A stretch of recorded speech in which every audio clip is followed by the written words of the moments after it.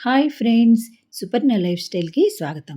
ఈరోజు మనం ఈ వీడియోలో మడత చపాతీ, మడత మడతకో రుచి అని ఎందుకన్నామంటే, మడత మడతలో ఒక్కొక్క స్టఫింగ్ పెడతామనమాట. అందుకని మడత చపాతీ, మడత మడతకో రుచి అన్నామనమాట. ఇలా ఈ మడత చపాతీని చేసుకొని లంచ్ బాక్సుల్లో చక్కగా తీసుకెళ్ళిపోవచ్చు. దీనికోసం మనం ముందుగా ఒక బౌల్‌లో కొంచెం సాల్టు, కారం, నెయ్యి వేసి కలిపెట్టుకున్నాం. రెండో దాంట్లో ఉల్లిపాయలు, పచ్చిమిర్చి, కొత్తిమీరని కట్ చేసి పెట్టుకున్నాం. అలాగే పన్నీర్‌ని గూడా మెత్తగా స్మాష్ చేసి పెట్టుకొని, అందులో 2 స్పూన్ల వేయించిన జీలకర్ర పౌడర్‌ని వేసుకున్నామంటే, ఈ పన్నీర్ చప్పగా ఉండకుండా ఇప్పుడు కమ్మగా ఉంటుందనమాట ఈ పౌడర్ ఏయటం వల్ల. ఇవి రెడీ చేసి పెట్టుకున్న తర్వాత, మనం చపాతీల కోసం పిండి కలుపుకుంటాం గదా! సేమ్ అలాగే కలిపేసుకొని, ఒక అరగంట ముందు కలిపి నానబెట్టి ఉంచుకున్నామంటే, ఇది మనం చపాతీ చేసే టైంకి బాగా మెత్తగా వస్తుంది. ఇప్పుడు దీని మీద కొంచెం ఆయిల్ వేసి, బాగా దీన్ని చేత్తో దబాయించి నొక్కుతూ కలపాలి. అప్పుడు చపాతీ అనేది చాలా మెత్తగా వస్తుంది. ఎంత గట్టిగా కలిపితే అంత బాగా వస్తాయన్నమాట చపాతీలు. అందుకని బాగా చేత్తో నొక్కి మరీ కలిపేసి, ఈ ఉండల్లాగా చేసి పెట్టుకున్నాం.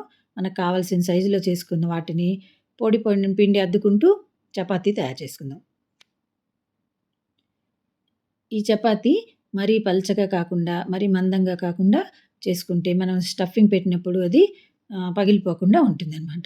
కొంచెం పెద్ద సైజులోనే చపాతీ చేసుకోవాలి. చేసేసి దీని మీద మనం పొడి పిండి అద్దాం కదా! అదంతా దులిపేసుకొని చక్కగా దీనికి 4 వైపులా 4 ఘాట్లు పెట్టుకోవాలి. అంటే 4 పార్ట్‌లుగా దీన్ని కట్ చేసుకోవాలి. మధ్యలో మాత్రం కట్ చేయకూడదండి. మధ్యలో స్పేస్ వదిలేసి ఈ చుట్టూతా 4 కట్లు పెట్టుకోవాలి. ఇప్పుడు 4 పార్ట్‌లుగా తయారవుతుంది కదా! ఇది. మనం ఇందాక రెడీ చేసుకున్నాం కదా! 4 రకాల స్టఫింగ్‌లు వాటిని దీనిలో స్ప్రెడ్ చేద్దాం. మొదటి దాంట్లో మనం నెయ్యి, కారం, ఉప్పు కలుపుకున్నాం ఇందులో. ఇదే కాదండి దీనిలో మనకి నచ్చిన ఏదన్నా చట్నీ ఉందనుకోండి ఇంట్లో అదైనా పెట్టేసుకోవచ్చు. ఇవే పెట్టాలని రూల్ ఏముంటుంది చెప్పండి?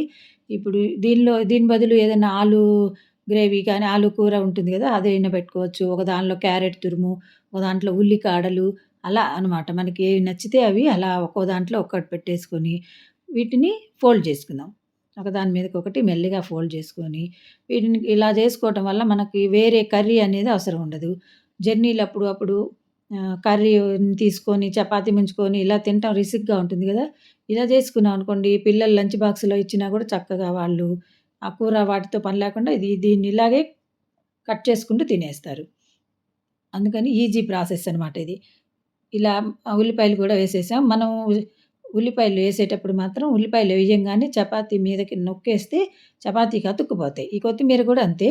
చపాతీ పిండిలో అతుక్కునేటట్టు కొంచెం చేత్తోటి నొక్కాలి. అప్పుడు అన్నీ అతుక్కొని ఊడిపోకుండా ఉంటాయన్నమాట. ఇప్పుడు అన్నీ 4 పొరలు వేసేసాం గదా!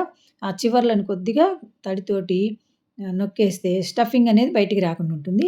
ఇప్పుడు దీన్ని లైట్‌గా అప్పడాల కర్రతోటి కొంచెం నొక్కితే ఈ చపాతీ అనేది షేప్ బాగా వస్తుంది. కొద్దిగా పలచగా అవుతుంది. ఇప్పుడు ఈ స్టఫింగ్ అనేది బయటికి రాకుండా నెమ్మదిగా నొక్కుకొని, కాలుతున్న పెనం మీద కొంచెం ఆయిల్ రాసేసి నెయ్యి గాని, ఆయిల్ గాని మన ఇష్టం ఏదైనా రాసేసుకొని, దీన్ని 2 వైపులా కాల్చేసుకున్నామంటే చక్కగా ఇలాగే తినేయొచ్చు గదా!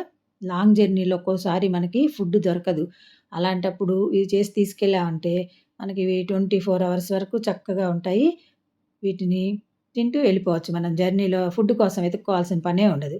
నచ్చిందా? ట్రై చేస్తారా? ఈ వీడియో నచ్చితే లైక్ చేయండి, కామెంట్ చేయండి, సబ్స్క్రైబ్ తప్పకుండా చేయండి. చూసారా పొరలో ఎలా వచ్చిందో? చక్కగా మృదువుగా ఉన్న ఈ చపాతీని ఎంజాయ్ చేస్తూ తిందామా? Okay. Bye. Thank you for watching.